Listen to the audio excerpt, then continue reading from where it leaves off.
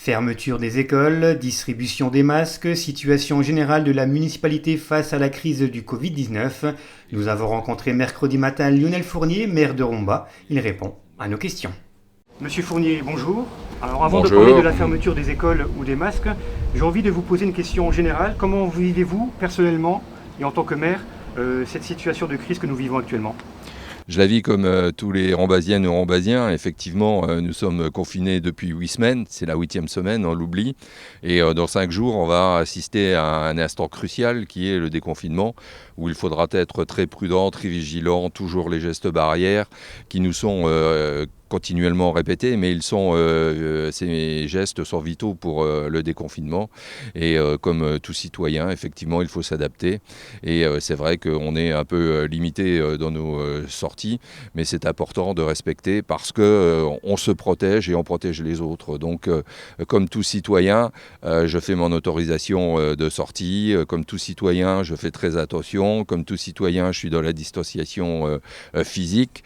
Je préfère physique que sociale. On est à 1,50 m, 2 mètres, et il va falloir effectivement intégrer tous ces gestes futurs dans nos comportements parce que effectivement, on est dans une période où il faut être très prudent et très vigilant. Alors vous avez pris la décision de reporter la rentrée des élèves prévue le mardi 12 mai. Qu'est-ce qui a motivé votre choix ? Plusieurs critères. Le premier, c'est d'avoir reçu dimanche le document que je vous montre, qui est le protocole pour la réouverture ou le maintien de la fermeture, les mots sont importants, des écoles primaires des villes. Je l'ai lu avec attention. Il fait 54 pages. Et je peux vous dire que je l'ai annoté, je l'ai surligné dans des passages qui sont très difficiles, voire pour moi quasiment impossibles à réaliser en un temps aussi limité. J'ai consulté lundi matin, donc le lundi 4, après avoir lu ce protocole, j'ai consulté les 7 directrices et directeurs d'école et le président de l'association des parents d'élèves de Romba, la PEP, celle qui est officiellement intégrée en tant qu'association. Et le constat a été le même pour tous ces responsables. Il était extrêmement difficile, voire quasiment impossible, de faire en sorte que ces gestes barrières, parce qu'il s'agit d'un protocole avec des gestes barrières, et encore plus que des gestes barrières. Il suffit de voir que lorsque les élèves se lèvent, veulent aller au WC, il faut qu'ils se lavent les mains, ils vont dans la cour, ils ne peuvent pas se toucher, ils ne peuvent pas jouer au ballon, ils rentrent, ils sont obligés de se laver les mains. En salle, ils ne peuvent pas être à moins d'1,50 m. Et encore, si j'ai bien compris, le protocole qui est proposé, c'est des groupes de moins de 15, ça veut dire 12, 13, 14, et qui iraient soit une journée, l'autre groupe l'autre journée, ou soit une semaine, soit l'autre semaine, puisque le protocole laisse à la libre appréciation des enseignants de répartir les groupes. Et donc, on est dans un système qui est très compliqué. Et c'est vrai qu'en un laps de temps aussi réduit, faire tous ces aménagements, c'est difficile. En plus, je vous avoue que dans ma réflexion est également rentré en ligne de compte le fait que le département est en rouge. Tant qu'il est en rouge, la décision que j'ai prise, comme tous les maires de la communauté de communes, les 13, c'est de dire on n'est pas en vert, donc on est en rouge, le virus circule, on est même en rouge écarlate, puisque je le rappelle que le département de la Moselle est le 2e département du Grand Est atteint par la mortalité. D'abord il y a le Haut-Rhin, c'est-à-dire Colmar, après il y a la Moselle et seulement après il y a Strasbourg. Donc on est dans une situation qui est dangereuse avec la circulation du virus et je ne veux prendre aucun risque. La sécurité des élèves de Romba est supérieure effectivement à toute autre considération. Donc les écoles sont fermées jusqu'à nouvel ordre. Jusqu'à nouvel ordre, c'est le terme exact qui a été employé. Et nous verrons avec le temps si demain le département passe en vert, si avec l'éducation nationale nous arrivons à trouver des aménagements, tout est possible. Mais quand le département est en rouge, il est en rouge et c'est valable pour tous les risques à assumer. Alors il n'y en a pas beaucoup, mais pour les parents qui pensaient emmener leur enfant à l'école mardi matin, existe-t-il ou va-t-il exister des solutions de garde ? Nous travaillons sur des options.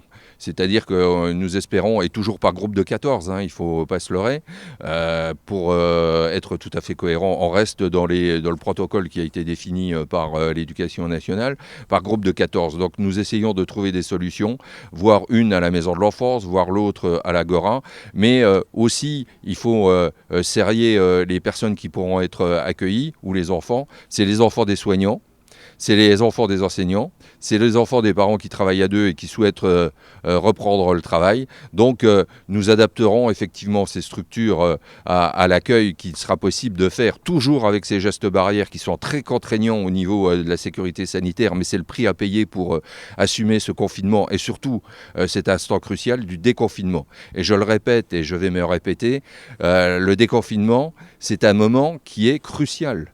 C'est-à-dire qu'il ne faudra pas occulter les gestes barrières, il faudra toujours maintenir les gestes barrières que nous voyons tous les jours à la télévision, et il faudra aussi, et peut-être plus, être encore plus prudent, parce que lorsque plus de monde va sortir, plus de circulation du virus est possible. C'est une des données qui existera avec le nombre, c'est arithmétique. Donc il nous faudra être extrêmement prudent et extrêmement vigilant sur nos attitudes à adopter lorsque dans 5 jours, le lundi 11, on aura effectivement cette période de déconfinement. Justement, comment va se passer ce déconfinement en mairie, dans les services municipaux ? Les services municipaux ont toujours travaillé avec des horaires adaptés, avec des masques, avec les gestes barrières qui sont requis. Mais les services municipaux ont toujours travaillé. Les services techniques ont travaillé, ils ont travaillé dans les écoles puisqu'il n'y avait personne pour effectivement faire les aménagements qui devaient être faits. Les espaces verts, vous les voyez, ils continuent à travailler. Dans la mairie, vous avez l'état civil qui est ouvert tous les matins parce qu'il faut enregistrer les décès et les naissances à ce niveau-là. Et le service scolaire a continué à travailler parce qu'il y a les demandes de dérogation scolaire, il y a effectivement toujours des petits problèmes à résoudre au niveau scolaire. Et la personne qui est chargée... Claire, qui est chargée de ces problèmes, est en contact direct avec les directeurs et les directrices. Et puis le CCAS a toujours été présent et je crois que les Rombasiens reconnaissent effectivement qu'ils ont été totalement disponibles. Le Mobibus a continué à travailler, à amener les personnes qui le demandaient, y compris chez les médecins. Et je crois que c'est important d'avoir pu maintenir un service public à la fois de qualité, peut-être un peu limité, mais qui est toujours à la disposition des Rombasiens. Un mot sur les masques, la ville de Romba et la CCPOM vont distribuer la semaine prochaine, ou même cette semaine déjà, 2 masques en tissu par personne âgée de plus de 10 ans. C'était important pour vous de faire ce geste en tant que maire de Romba et donc en tant que président de la CCPOM ?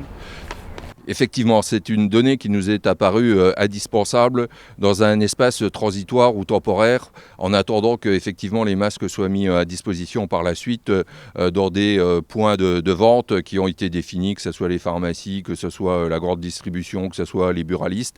Et il nous fallait donc prendre cette période de soudure en compte pour faire en sorte que pendant un laps de temps significatif, où on trouvera tous ces masques, on puisse les avoir.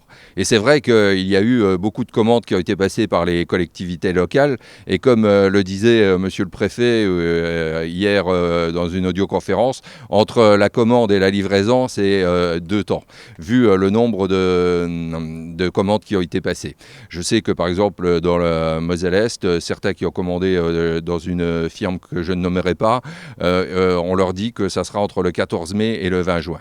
Nous avons eu la chance de pouvoir avoir reçu hier les masques. C'est des masques qui viennent d'Italie, ce sont des masques tout simples mais qui sont bien enveloppants, c'est ce qu'il faut. Il y a une méthode à regarder pour les mettre et je crois qu'il faut s'y conformer et donc il faut rester sur cette méthode et ils seront effectivement à la disposition des Rombasiens pour le lundi 11 ou le mardi 12 et peut-être même avant si les circuits de distribution que nous actionnerons et y compris samedi 9 seront mis en place pour distribuer dans les boîtes aux lettres de Romba.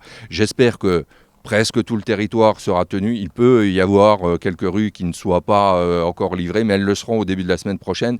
C'est pour la ville de Romba. Les masques pour la communauté de communes doivent arriver au plus tard le jeudi 7. Donc il y aura un léger décalage, mais puisque la commune a déjà mis en place le premier masque lavable pour une trentaine de fois, je le précise, puisque après il n'aura plus l'efficacité qui est celle qu'il avait dans un premier ou deuxième usage. Donc il sera important de prendre le relais. L'important c'est que tout le monde ait des masques et à la fois en tissu, parce que ceux-là sont utilisables pendant 30 fois, et on mettra aussi des masques chirurgicaux à disposition pour les personnes vulnérables et pour nos services également, puisqu'ils seront au contact des personnes. Et j'ajoute qu'à l'intérieur de la mairie, nous avons déjà prévu et nous avons mis en place place des hygiaphones, du plexi, pour effectivement avoir cette séparation entre les agents et les citoyens qui viennent demander des services à l'intérieur de la mairie. Il faudra respecter un sens de circulation, il faudra respecter une distance physique. Il y a plein de mesures qui seront peut-être contraignantes, mais ce seront les seules qui seront, à mon avis, indispensable pour continuer à vivre, parce qu'un pays doit être en mouvement, il doit continuer à vivre, il ne peut pas rester en apesanteur comme aujourd'hui, sinon la peur va gagner, et je crois qu'il faut à tout prix que tous les citoyens, toutes les citoyennes de France, et y compris à Romba, se mettent en mouvement. Mais dans des conditions de prudence et de vigilance. Monsieur Fournier, merci d'avoir répondu à nos questions. Si vous avez quelque chose à rajouter, on vous laisse le mot de la fin. Merci. J'ai essayé de résumer à la fois l'action des services publics de la ville de Romba pendant cette période de confinement. C'est la 8e semaine aujourd'hui, il ne faut pas l'oublier. Et je comprends l'impatience de mes concitoyens, comme l'impatience de tous les citoyens de France. Ils en ont un peu marre d'être confinés. Mais cette période, à partir du 11, est cruciale. Je le rappelle, c'est un instant crucial d'un moment particulier qui est le confinement. Donc il s'agit d'être prudent, il s'agit d'être vigilant. Plutôt 2 fois qu'une, parce que cette réussite du déconfinement portera sur la prudence et la vigilance. Si jamais on ne fait pas ces gestes barrières avec plus de prudence, plus de vigilance, nous risquons d'avoir peut-être ce que les épidémiologistes appellent une deuxième vague. Et je crois qu'il faut tout faire pour ne pas l'avoir. Et donc moi j'invite les concitoyens, mes concitoyens, d'être très prudents, très vigilants et surtout très disciplinés, très respectueux de tous les gestes qui ont été mis en place, y compris à l'intérieur des services publics, parce que ce déconfinement dépend de leur attitude. Il faut aussi avoir une attitude responsable en sachant que tout peut dépendre aussi de nous, et je crois que c'est aussi une des leçons à retirer de cette période de confinement.